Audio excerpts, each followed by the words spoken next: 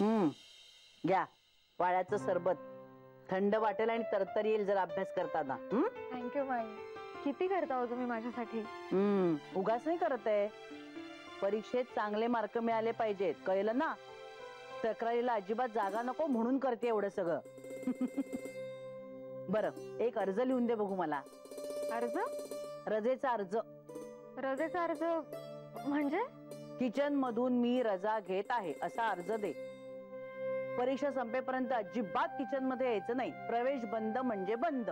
नाही नाही म्हणता म्हणता रोज तू लुडबुड करतेस किचन मध्ये. बरं देते अर्ज माई. चला आता ब्रेक संपला, अभ्यासाला लागा.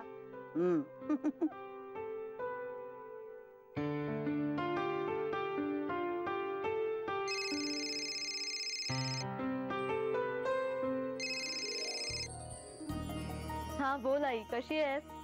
माझं सोड ग, तू आधी सांग तुझा अभ्यास कसा चाललाय ते.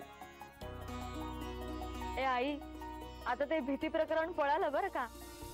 आता उलट मी अभ्यास एन्जॉय करते. अरे वा, काय सांगतेस काय? म्हणजे आता मोठी झालीस तू. हो. ए आई, आता MA नंतर मी लेक्चररशिप साठी ट्राय करणार आहे. मग जर मीच घाबरले तर मुलांना काय सांगणार? हो ग हो, पण आमच्यासाठी तू मूलच आहेस. आणि म्हणूनच वाटत होतं ग तू 2 दिवस इकडे यावंस. तुलाही थोडासा चेंज आणि तुझा शांतपणे अभ्यास पण होईल ना. नाही म्हटलं तरी तिकडे थोडी गडबडच असते ना ग. हो खरं चाललं असतं, पण अगं माई मला काहीही काम करू देत नाही.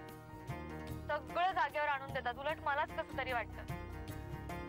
पण ठीक आहे, मी एकदा माई नाना आणि आदित्यला विचारते आणि मग सांगते तुला. हे खरं सांगू आई, आज मला खूप शांत वाटतंय.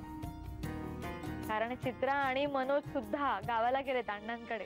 अगं काय सांगतेस? हो, त्या दोघांमधले गैरसमज दूर झाले.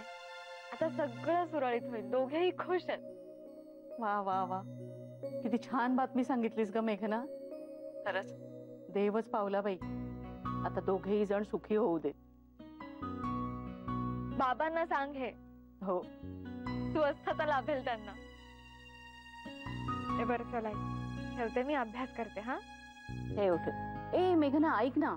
हा. अगं इथे येणार असतील तर कळव हा मला. हो हो कळवते. आणि काळजी घे. चल बाय. बाय.